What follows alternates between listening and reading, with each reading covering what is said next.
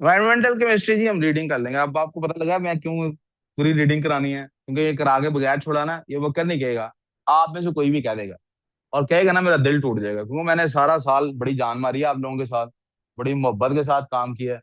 मैं एकदम से ख्वाहिश हो जाएगा हमारा तो यार ये कोई लिहाज ही नहीं किया, इसलिए मैंने ये रीडिंग करानी है। सर एनवायरमेंटल केमिस्ट्री क्या है? अ, प्यारे बेटे, हमारी ना हवा आबो हवा ना बड़ी खराब हो गई है। इतनी खराब हो गई है, लोगों को कैंसर हो रहा है, लोग मर रहे हैं। लोगों को क्या हो रहा है? कैंसर हो रहा है, मर रहे हैं, सिर्फ और सिर्फ एनवायरनमेंट की वजह से। प्रॉब्लम क्या है एनवायरनमेंट के अंदर? बेटे ये होती है हमारी ताजा हवा। ये आपको याद करना है। ये कैम्ब्रिज ने सिलेबस में जो ये याद करनी है आपको। नाइट्रोजन 78% है, ऑक्सीजन 21% है, कार्बन डाइऑक्साइड बहुत थोड़ी है लेकिन कंसिडरेबल है, और 0.9% आर्गन है, और बाकी सारा कुछ इसके अलावा है। और भी चीजें हैं, H2O भी है इसके अंदर, और भी चीजें हैं। नाइट्रोजन और ऑक्सीजन रिएक्ट करते हैं, नहीं रिएक्ट क्यों नहीं कर रहे? They need high temperatures. They need. इनके यूसेस पढ़ लेते हैं। ऑक्सीजन का क्या इस्तेमाल है? जहां जहां बर्निंग आती है ऑक्सीजन का इस्तेमाल है। स्टील बनाने में इस्तेमाल होती है, टेंट्स इन हॉस्पिटल, इलेक्ट्रोकेमिस्ट्री में आपने पढ़े होंगे, वेल्डिंग में इस्तेमाल होती है, रॉकेट फ्यूल में इस्तेमाल होती है, जलाने में इस्तेमाल होती है, सांस लेने में इस्तेमाल होती है।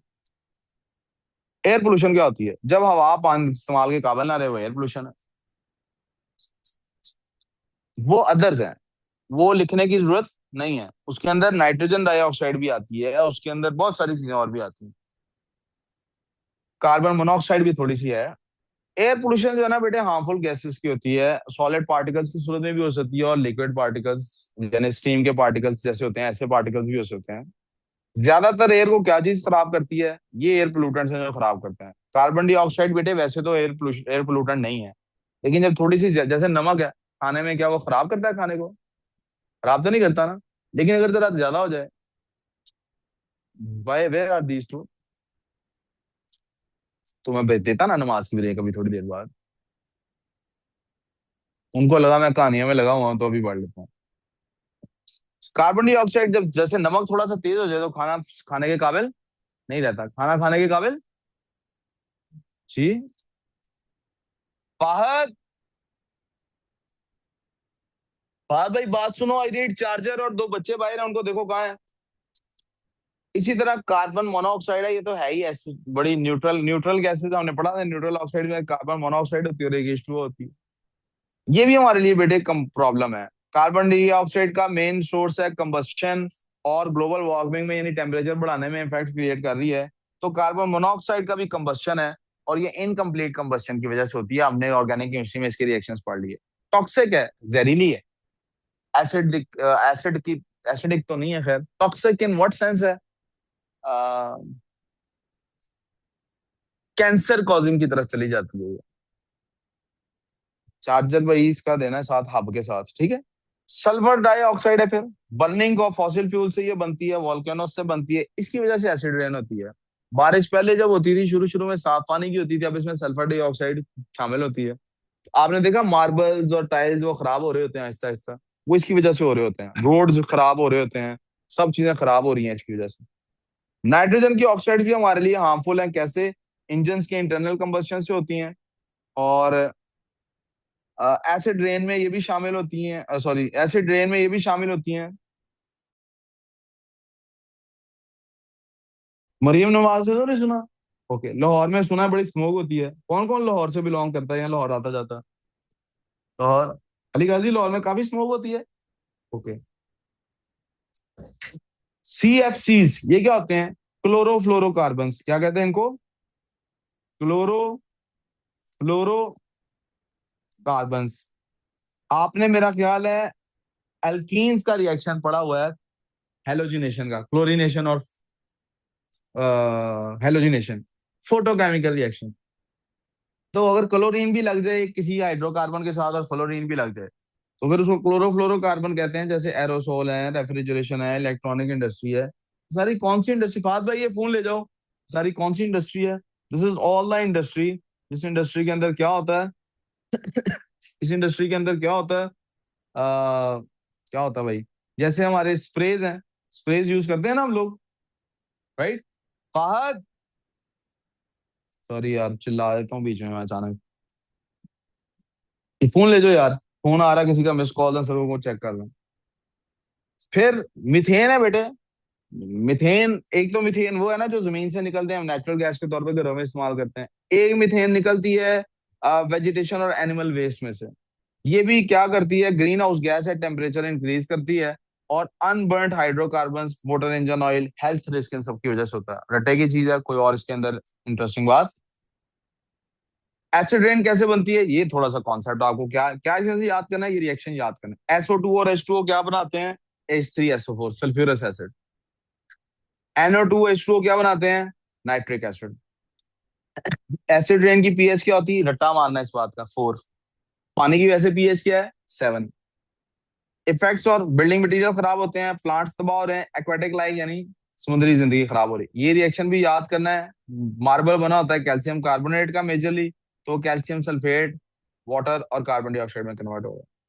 रिड्यूस, अब एक चीज खराब हो रही है, ठीक कैसे करनी है, नमक तेज हो जाए तो उसको कोई हल होता है ना खाने में, इसका क्या हल है, एक डिवाइस क्रिएट की है, उसको हम कहते हैं कैटालिटिक कन्वर्टर। क्या कहते हैं उसको, कैटालिटिक कन्वर्टर इस्तेमाल करें जी गाड़ी के अंदर। उससे गाड़ी धुआं नहीं मारती, कम मारती है, रिड्यूस हो जाता है formation. Sulphur dioxide emission reduce हो जाती है। फिर फ्लू गैस डीसल्फ्यूराइजेशन, ये क्या करती है, SO2 को एटमो कैल्शियम क्या करती है, कैल्शियम ऑक्साइड जो है ना बेटे, याद करना है ये बात। जब भी आपने ऑब्जॉर्ब करना है ना कहीं से SO2 को, किसको ऑब्जॉर्ब करना है, SO2 को, आप कैल्शियम ऑक्साइड इस्तेमाल करेंगे। कैल्शियम ऑक्साइड उसको एब्जॉर्ब कर लेती है, क्या कर लेती है। फिर लाइमिंग है, ये भी कैल्शियम ही है बेटे, calcium carb spray powdered limestone, उसको लाइमिंग कहते हैं। लाइमस्टोन कैल्शियम कार्बोनेट का ही दूसरा नाम है। पाउडर्ड लाइमस्टोन आप स्प्रे करते हैं, उससे भी क्या होता है, ये एब्जॉर्ब कर लेती है कार्बन डाइऑक्साइड को। ठीक हो गया। Other pollutant pollution reduction methods क्या है, भाई गाड़ियां ही अच्छी इस्तेमाल कर लो। फिर अपना फ्यूल अच्छा इस्तेमाल कर लो। हाई ऑक्टेन फ्यूल का ये भी फायदा है कि उससे कम खराब। फिर इफेक्ट क्या होता है, ज्यादा कम फ्यूल इस्तेमाल करो, कम गाड़ियां हो, पब्लिक हमारे पास अगर ट्रांसपोर्ट बढ़ जाए। आप सोचे ना, अभी मैं हमारे घर से अगर 10 लोग काम पे निकलते हैं, 10 के 10 लोग अगर बाइक्स पे भी जाते हैं, सपोज गाड़ियां नहीं है सबके पास, तब भी 10 डिवाइसेज, एक बस पे नहीं सारे ट्रेवल कर सकते। कितनी दुनिया है जो इस्लामाबाद जॉब के लिए जाती होगी रावलपिंडी से। हाँ? अगर हमारे पास मैस ट्रांजिट का कोई सिस्टम हो, तो क्या वो सारे अपनी अपनी गाड़ी निकालने के बजाय ऐसा नहीं करेंगे कि उसको इस्तेमाल करेंगे। फिर हमारा सोशल कल्चर, वैसे इसमें ये केमिस्ट्री की बात नहीं, लेकिन सोशल कल्चर का बड़ा मसला है। गाड़ी पे ना ना जाए आप सरीना होटल, तो वो गार्ड जो है ना वो, मुझे पता, आपको तो पता ही होगा, मुझे भी पता है वो गार्ड फिर, हाँ भाई किधर, उन्हीं कपड़ों के साथ, बल्कि उससे गंदे कपड़े पहन के, फक्कड़ सा ट्राउजर शर्ट आप पहने, वो भी जिसके अंदर बनियान फटी हो, शॉर्ट्स आपने पहनी हो, नी अप नी से भी ऊपर हो, कैंची चप्पल, वो पंप्स पहने हो आपने, क्रॉक्स, क्रॉक्स पहने हो आपने, गए हो आप गाड़ी पे, किधर फिर रही हो, क्लास ही नहीं। आप गाड़ी पे हो तो वो ऐसे, सर अस्सलाम वालेकुम सर, सर आगे से दाएं ले लें सर, गाड़ी सर इधर लेफ्ट कर लें सर। और आप कोई काम है, हाँ स्विमिंग पूल खुला हुआ है, जी जी सर खुलवा लेते हैं। तो सोशल कल्चर की वजह से हमारे यहाँ गाड़ियां, अभी देखे ना, अरे में गुस्सा आ रहा है मुझे, कितनी घटिया बात है। आपने देखा है पेट्रोल के साथ क्या हो रहा है इस वक्त। आप सोचें, जो आदमी बेचारा बाइकिया चलाता है, उसको अब स्पेशल ऐप बनानी है, लोगों को बताना है जाके कि मैं गरीब हूं, हैं, और मुझे पेट्रोल से, जो क्रीम की इंड्राइव की गाड़ी चलाता है उस वो बेचारा क्या करे। और इसके अगेंस्ट आम लोग जो भूख से मर रहे हैं, हम नई गाड़ियां मंगवा रहे हैं करोड़ों रुपए की ब्यूरोक्रेट्स के लिए। पूरा पूरा एक वो चलना होता है, बैरिक एक बड़ी बहुत बड़ा हमारे वो चलना होता है, क्या कहते हैं उसको, कॉन्वॉय चलना होता है गाड़ियां ट्रेवल कराने के लिए। कितनी घटिया बात है यार। ऐसे हम कह रहे हैं कि पैसे नहीं है हमारे पास, और हम पता नहीं क्या कर रहे हैं यार, मतलब जिस टोटली क्योटिक बात है, इतनी क्योटिक बात है जिसका कोई हिसाब नहीं। खैर, क्लाइमेट चेंज बेटे बड़ी इस पे काम हो रहा है, इंक्रीज ग्रीन हाउस गैसेस हो रही हैं बेटे। प्यारे बेटे, आपका वजन अगर है 50 किलो, तो अगर मैं आपको 5 ग्राम या 0.05 ग्राम्स जहर दे दूं, मर जाएंगे कि बचेंगे, मर जाएंगे। जहर लिथल हुआ तो मर जाएंगे ना, जहर लिथल हुआ तो क्यों बकर, क्या होगा? मर जाएंगे ना। यहाँ हम ये कहेंगे हम इतने बड़े हैं, इतने से क्या फर्क पड़ता? कोई बेवकूफ अगर ये कहेगा यार इन्हें चुटकी भर से क्या फर्क पड़ता है और खा लेगा, तो उसको मरने के बाद ही पता लगेगा। जमीन बहुत बड़ी है, एनवायरनमेंट बहुत बड़ा है, क्लाइमेट बहुत। लेकिन ये 0.2 डिग्रीज भी चेंज होता है ना, तो बहुत सारा ग्लेशियर पिघल जाता है, क्योंकि वो अपने मेल्टिंग पॉइंट के पास पास है। क्योंकि वो अपने मेल्टिंग पॉइंट के, तो वो जब पिघलता है तो पूरे पाकिस्तान, इंडिया, बांग्लादेश में सैलाब आ जाता है। और अजीब बात ये है कि ये क्लाइमेट चेंज का इम्पैक्ट हमारी वजह से इतना नहीं आ रहा जितना किसकी वजह से आ रहा है, अमेरिका और इंग्लैंड की वजह से।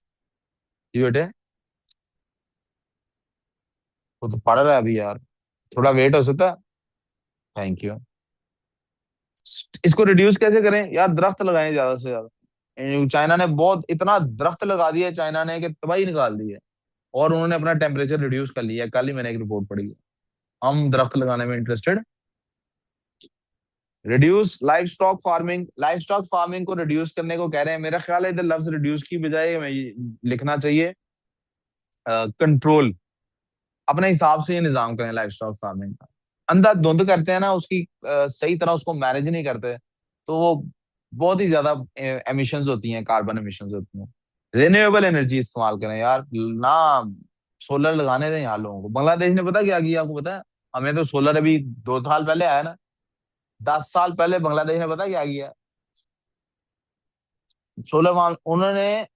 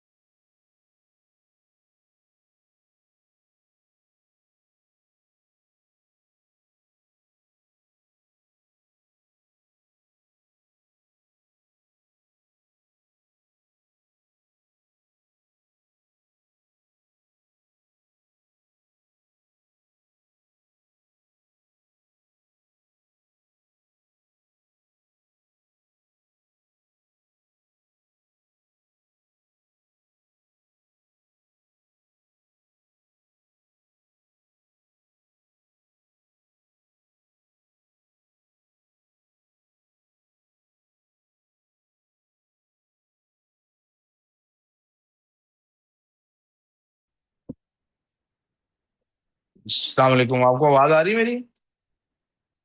Yes sir.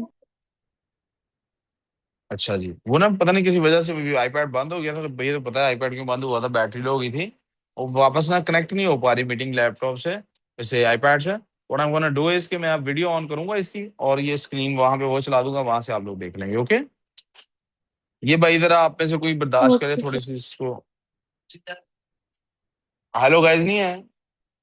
देखो जरा जहाँ पे लगे कि सही नजर आ रहा है।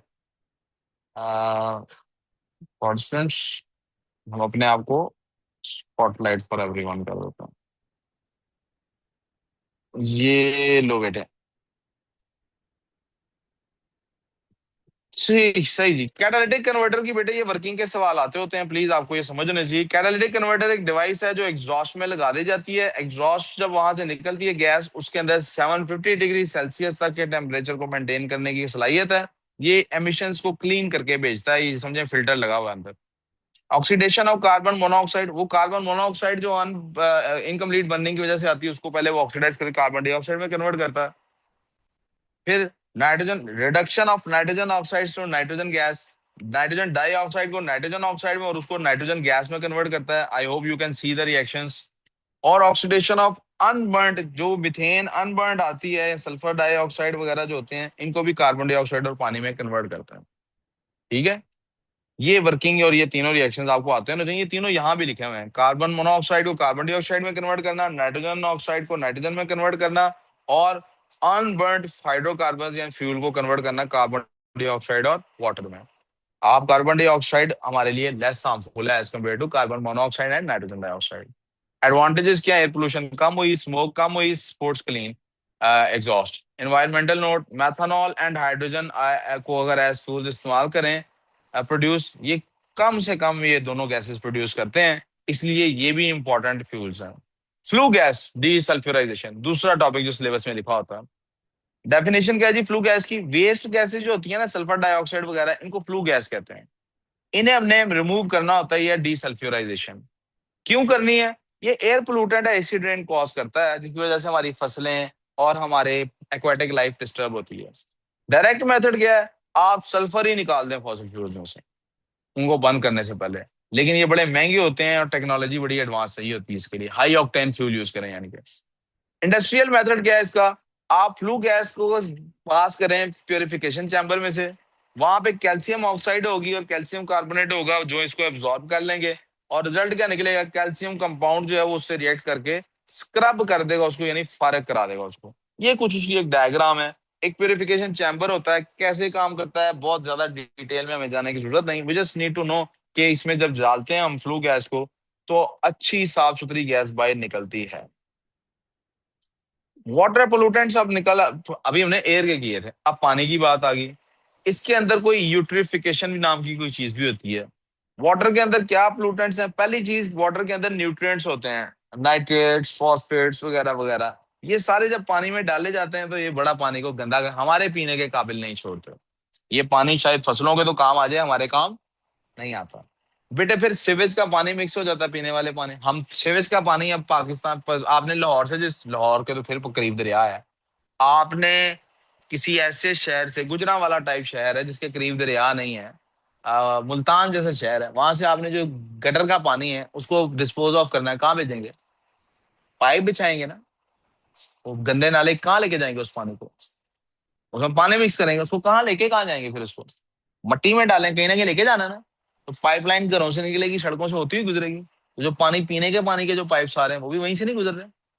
अब वो अंडरग्राउंड है, अगर पाइप में आ जाए, कहीं सुराख हो जाए, कहीं पोरस हो जाए, तो मिक्स हो सकते हैं आपके पास में कि नहीं?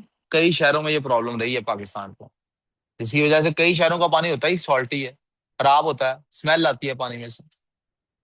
प्लास्टिक बेटा इसके अंदर बहुत मिक्स हो जाता है, छोटे छोटे माइक्रोब्स की सूरत में, माइक्रो पार्टिकल्स की सूरत में। कंपाउंड्स है जी, मेटल कंपाउंड्स इसके अंदर ऐड हो जाते हैं, और भी हार्मफुल माइक्रोब्स या जरासीम इसमें होते हैं। इन सब का कोई ना कोई इफेक्ट होता है, हर किसी का इफेक्ट आपको पता होना चाहिए। डीऑक्सीजनेशन होती है नाइट्रेट्स की वजह से, हार्मफुल माइक्रोब्स होते हैं सीवेज के पानी में, एक्वेटिक लाइफ खराब होती है, कुछ हमारे लिए जहरीले होते हैं और डिजीज कॉजिंग होते हैं। बेनिफिशियल सब्सटेंसेस पानी में कौन से होते हैं? ऑक्सीजन होती है और कुछ मेटल कंपाउंड्स होते हैं जो हमारे लिए बेनिफिशियल होते हैं। यूटिल हल के इसका साफ करें। Process where increase in the levels of dissolved minerals, specifically nitrate and phosphate in water bodies, leads to excessive growth of aquatic life. Aquatic life की फिर वो आप देखते हैं ना, कहीं आपको दीवारों पे फंगस वो ग्रीनरी ग्रीनरी ग्रो करती नजर आती है, ठीक है ना? तो वो पानी की वजह से, उसके अंदर बेटा सादा पानी हो तो वो नहीं ग्रो कर सकती। नाइट्रेट्स वगैरह होते हैं जो ग्रो कराते हैं। फंगाई कॉज, यार वैसे आप किसी को अगर कहें यू आर अ फंगाई, उसको पता ही नहीं लगेगा आप उसको क्या कह रहे हैं। नहीं, if you the real pronunciation is fungi. Fungus जैसे सिलेबस से सिलेबा है, फंगस से इफ यू कॉल समबडी यार यू आर अ फंगाई, केडीजे और साहिल, यू आर फंगाई, उनको क्या पता मैं क्या कह रहा हूँ, राइट? ओके। इम्पैक्ट क्या है बेटे इससे फर्टिलाइजर, ये क्यों आ बेटे, हम जो फर्टिलाइजर इस्तेमाल करेंगे उससे ये काम होना ही होना। खराबी है, पीने का पानी हमारे काबिल, घर प्रॉब्लम्स हैं। अहमद ना करो, there are so many pollution की प्रॉब्लम्स, ठीक है? यूट्रिफिकेशन का जरा रिव्यू देख लेते हैं जी। एक्सेसिव एनरिचमेंट ऑफ वाटर की रिजल्ट क्या है? एल्गल एल्गी बहुत ज्यादा प्रोड्यूस होती है, इकोलॉजिकल इम्बैलेंस प्रोड्यूस होता है, जिसकी वजह से ऑक्सीजन जो है वो डिजोल्व, ये लोग एब्जॉर्ब कर लेते हैं, तो एक्वाटिक लाइफ को क्या होता है, खराब हो जाती है। इसीलिए आप देखेंगे वो पॉन्ड्स जहां पहले मछलियां थी, अगर उनके ऊपर एल्गी प्रोड्यूस होनी शुरू हो जाए, मछलियां नीचे से सारी मर जाती हैं। मेथड क्या है जनाब इसका? सेडिमेंटेशन है, वही फिल्ट्रेशन वाला, पत्थरों में से पानी गुजरता जाएगा, साफ सुथरा होता जाएगा, लार्ज इंसॉल्युबल पार्टिकल्स को रोक लेता है, क्लीनर वाटर जाता है, कार्बन की लेयर हमारे यहाँ इस्तेमाल की जाती है, water is pass through a layer of carbon, वो बहुत सारे माइक्रोब्स को एब्जॉर्ब कर लेती है, क्लोरीनेशन करते हैं हम, बहुत सारे माइक्रो ऑर्गेनिजम्स को, जर्म्स को वो किल कर देती है। स्पेशली आप कहाँ क्लोरीनेशन करते हैं? स्विमिंग पूल में। कहाँ करते हैं जी? होते हैं। The ratio of them compared to the पानी available and the oxygen available is a lot, ठीक है? तो वो ऑक्सीजन अवेलेबल, देखो ना, अब यहाँ पे अगर if there is enough food available for all of us, तो हमें कोई प्रॉब्लम है एक दो गेस्ट को बुलाने में? वट एवर हमारे पास खाना दो लोगों का, हमें 10 लोग और ऊपर से 10 और गेस्ट बुला लिए जाए, ये एल्गल ब्लूम्स की प्रॉब्लम होती है। ओशन में अगर ये बने भी तो कोई प्रॉब्लम, और सरफेस पे नहीं बनते बाय द वे, वहां पे ओशन में। ओवरऑल रिएक्शन क्या है बेटे हमारे पास, इसमें क्या होता है, सॉरी कहाँ चला गया, क्लोरीनेशन क्या होती है आप सबको पता है, ये उन केमिकल्स के नाम है, you need to learn these names. अब आते हैं फोटोसिंथेसिस रिएक्शन के बारे में थोड़ा सा समझ लें। बायो वालों ने तो बहुत दफा पढ़ा है, जो बायो वाले नहीं है वो भी प्लीज इस रिएक्शन को याद करें। इस रिएक्शन का एमसीक्यू हर सेकंड पेपर में आया होता है, हर सेकंड पेपर में इसका रिएक्शन आया होता है। कार्बन डाइऑक्साइड प्लस वाटर क्या बनता है? C6H12O6, C6H12O। अली ये मैंने ना प्रिंट आउट में दिए हुए थे, वैसे आप अगर नहीं आए थे, आपको नहीं मिला, आप फाद भाई से ले लोगे प्रिंट आउट। बेटा क्या आता है, कार्बन डाइऑक्साइड और वाटर बनते हैं, ग्लूकोज और ऑक्सीजन प्रोड्यूस होते हैं। कंडीशंस क्या रिक्वायर्ड है? सनलाइट और क्लोरोफिल। क्या रिक्वायर्ड है? Sunlight and. फर्टिलाइजर्स के बारे में अब थोड़ा सा पढ़ लें बेटे। अमोनियम सॉल्ट्स और नाइट्रेट से बने होते हैं, इनके अंदर नाइट्रेट्स, फोस्फोरस और पोटेशियम होती है। के से क्यों लिखा हुआ है? एनपीके की वजह से। किसकी वजह से? ये एनपीके की वजह से, ठीक है? पोटेशियम के से लिखते हैं ना असल में हम लोग, केमिकल सिंबल उसको। Greenhouse effect, we have studied it a lot of times in our previous classes. Greenhouse effect क्या है? नेचुरल प्रोसेस है जिससे हम जो सनलाइट आती है, चांद पे भी जो सनलाइट जाती है ना, इन्होंने रिफ्लेक्ट होकर सारी बाहर निकल जाती है, जमीन पे जो आती है बहुत सारी एनर्जी ट्रैप हो जाती है। क्या हो जाती है? रिफ्रैक्शन फिजिक्स में पढ़ी थी, उसकी वजह से। तो वो गैसेज हैं जो इसको रिफ्लेक्ट कराती हैं, बाहर नहीं फिर जाने देती हैं, टोटल इंटरनल रिफ्लेक्शन कराती हैं जमीन के अंदर। उससे क्या होता है? टेम्परेचर हमारा राइज करता है। Role of gases, carbon dioxide, water vapour और मिथेन इसमें रोल प्ले करते हैं। No greenhouse gas, without these gases वैसे ही अर्थ का टेम्परेचर इधर चला जाएगा। तो हमें थोड़ी सी तो चाहिए, लेकिन ये इतनी ज्यादा होती जा रही है कि हमारे लिए प्रॉब्लम बनती जा रही है। These gases are specially called greenhouse gases, इनका नाम याद कर लेना। CO2 है इसमें, CH4 है, H2O है और N2O है, डाई नाइट्रस ऑक्साइड भी इसको कहते हैं, डाई नाइट्रोजन ऑक्साइड भी इसको कहते हैं। इसकी वजह से बेटे ग्लोबल वार्मिंग हो रही, पूरे ग्लोब का ओवरऑल टेम्परेचर राइज कर रहा है। कोई अर्थ का एवरेज टेम्परेचर भी तो होगा ना, that's why it is called global warming. और उससे क्या हो रहा है, कॉज क्या है, कार्बन डाइऑक्साइड उसकी कॉज है। क्लाइमेट चेंज हो रहा है, ग्लोबल वार्मिंग हो रही है, आइस शीट्स मेल्ट हो रही हैं, डिजर्टिफिकेशन हो रही है, डिजर्ट्स क्रिएट्स हो रहे हैं, एक्सट्रीम वेदर। अब आप अंदाजा करें, पिछले हफ्ते हम लोग क्लास में एसी चलाते रहे कि नहीं? आज कोई पोजीशन है एसी चलाने वाली? कैसा extreme weather day by day आ रहा है। और ये महीने कौन से चल रहे हैं देखें, दिस इज अप्रैल का महीना स्टार्ट हो चुका है। पहले 10 साल पहले अप्रैल में ठंड होती थी, अप्रैल वॉज स्टार्ट ऑफ गर्मी, सही गर्मी ना, पंखे शंखे अप्रैल में चलते थे 10 साल पहले। अब फरवरी एंड पे भी एसी चलाना पड़ जाता है, बलाज और रहमत ना करो, फरवरी एंड पे भी एसी, लेकिन फिर सर्दी फिर गर्मी एंड एक्सट्रीम कंडीशंस। सर्दी इतनी सर्दी आती है कि बर्दाश्त नहीं होती, अली गाजी के दांत बज रहे होते हैं। और गर्मी इतनी गर्मी आती है कि वो का ट्रांसपेरेंट कपड़े पहनने शुरू कर देता है। हाँ आप देखिएगा अभी थोड़े दिनों में, जब डे पास पेपर की क्लासेस नहीं हो रही होंगी, पेपर्स के दरमियान की क्लास, आप देखिए कैपरियां पहन के आता है नी डीप, और जनाब आके ये टांग पे टांग रख के बैठ जाता है। फिर मैं इसको समझाता हूँ, बेटा I am not impressed by legs easily, okay. The green the green house effect, ये हमने अभी जो ऊपर पढ़ा है उसी की पिक्चर की फॉर्म में description, and that's all for environmental. कोई कंफ्यूजन? सिर्फ 1 मिनट, एक बात और, उसके बाद क्लोजिंग। प्यारे बेटे, समरी नोट्स कोई पिछले सालों में मैंने 2-3 यूज किए हैं। समरी नोट्स का मतलब 1 पेज पे कोई इन्फॉर्मेशन लिखी हुई है, कोई समरी बनाई, नाइट्रोजन के बारे में बनाई है, ऑक्सीजन के बारे में, इंपॉर्टेंट एलिमेंट्स उनके, मेल्टिंग पॉइंट बॉइलिंग पॉइंट, ये वो लिखे हुए हैं। वो मुझे प्लीज याद कराइएगा, मैं वो आपको प्रिंट आउट की फॉर्म में, ग्रुप की फॉर्म में जरूर दूँ। मैं ड्राइव के लिंक पे पिछले साल के भी अपलोड करूंगा नोट्स, इस साल के भी अपलोड करूंगा। आखिरी बात, प्लीज इसी क्लास का उसको हिस्सा बना के फिर आपकी बातें सुनूंगा। अल्लाह के रसूल सल्लल्लाहु अलैहि वसल्लम ने जब आखिरी दिन था खुतबा हज्जतुल विदा का, यानी आखिरी हज किया, जब आखिरी दिन नहीं था, तो आप सल्लल्लाहु अलैहि वसल्लम पर आयात नाज़िल हुई, अल यौमा, आज के दिन, अकमलतु, मैंने कंप्लीट कर दिया, अलैकुम, अल यौमा अकमलतु लकुम दीनकुम, तुम सबका दीन। गौर करें, अकमलतु होता है मैं, अकमलना होता है हमने, अकमलतु मैंने कर दिया, अल्लाह कह रहा है, दीनकुम तुम सबका दीन, तो नाजिल अल्लाह के रसूल पे हो रही है, बट वो सबके लिए है। अल यौमा अकमलतु लकुम दीनकुम व अतममतु अलैकुम नेमती, और मैंने क्या किया है, नेमत अपनी तुम पर तमाम कर दी है। वरदीतु लकुमुल दीन वरदीतु लकुमुल दीन इस्लाम वरदीतु लकुमुल इस्लाम दीना, वरदीतु और मैं राजी हूँ, लकुमुल इस्लाम दीना, के इस्लाम तुम्हारा दीन है। यहाँ तो कोई मसला? जब ये आयात नाजिल होती हैं तो सामने लाखों का मजमा होता है, अल्लाह के रसूल सल्लल्लाहु अलैहि वसल्लम लोगों को कहते हैं, लोगों, क्या मैंने तुम तक अल्लाह का पैगाम पूरा पूरा पहुंचा दिया? लोग ऐलान, यानी सारा मजमा बोलता है यस, नाम। अल्लाह के रसूल सल्लल्लाहु अलैहि वसल्लम, अगर मैं गलत नहीं तो रवायात बताती हैं, 3 दफा ये बात पूछते हैं और लोग शोर डालते हैं, नाम, सब कुछ हम तक पहुंचा दिया, ना करो, अलग बैठ जाओ।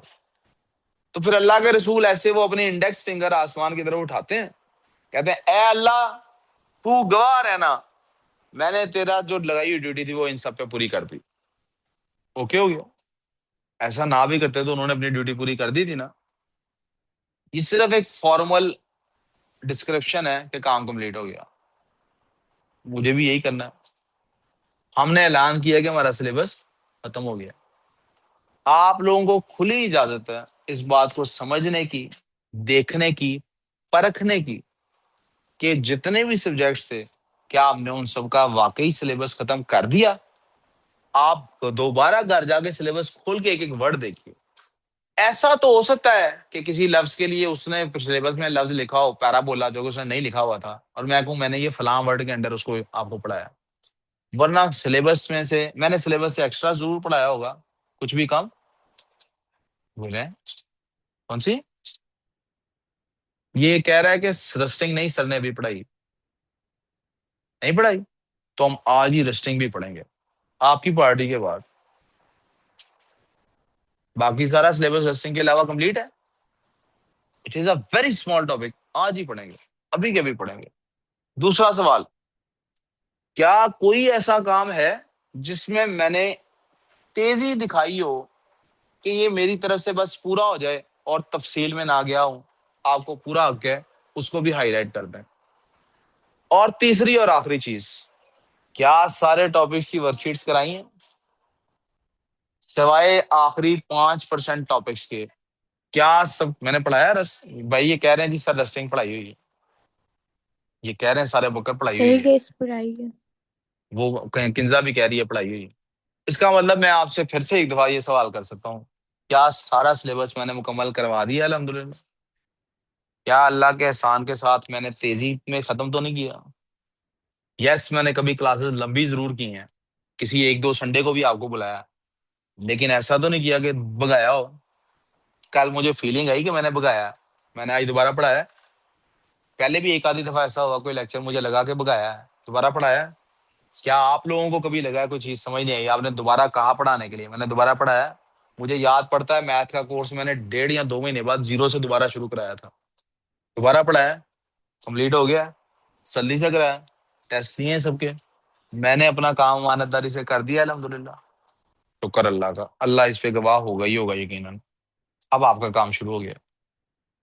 इसका काम है, मैंने जो बात कल कही थी मैसेज के जरिए ताकि आपके पेरेंट्स गवाह हो जाएं, जो बात उससे पिछले हफ्ते से आप सबको क्लास में बार बार कह रहा हूँ, वो आज आखिरी दफा फिर कह रहा हूँ।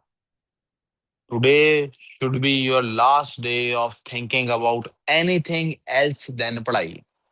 आज से लेके एग्जाम तक there should be only one thing on your mind. कुछ भी कर रहे हैं, जेन में वापस रिकॉल रिपीट कोई ना कोई टॉपिक चल रहा होना चाहिए। क्या आप बीच में ब्रेक लेनी है कि नहीं लेंगे ब्रेक? वो एक है पोमोडोरो के पोडोमोरो कोई साइंटिस्ट है, उसने एक मेथड दिया हुआ स्टडी का, अच्छा मेथड है, और भी 2-3 method I share them with you in group. Focus पे स्टडी करें 25 मिनट। फोकस स्टडी का मतलब पता है? फोन बंद, नथिंग एग्जिस्ट, कोई बुला रहा है तो पता नहीं लग रहा कोई बुला रहा है। फोकस टू स्टडी करें, फौरन बाद 5 मिनट की ब्रेक लें, जान के ब्रेक लें ताकि एग्जॉस्ट ही ना हो। ब्रेक का मतलब ये उठें जाके पानी पिए, खाएं, अम्मी से मजाक करें। हर 25 मिनट 30 मिनट बाद अपने पास एक पेपर पे लिख लें कि अपने गोल्स रखें, ये टॉपिक खत्म होगा मैं फलां चॉकलेट खाऊंगी, ये टॉपिक खत्म होगा मैं आधा घंटा बाद फिर के आऊंगा, ये टॉपिक खत्म हो गया मैं केएफसी खाऊंगा, ये टॉपिक खत्म होगा मैं ओपीटीपी खाऊंगा, ये टॉपिक खत्म होगा मैं सब केएफसी और ओपीटीपी का बाइकआउट कर दूंगा।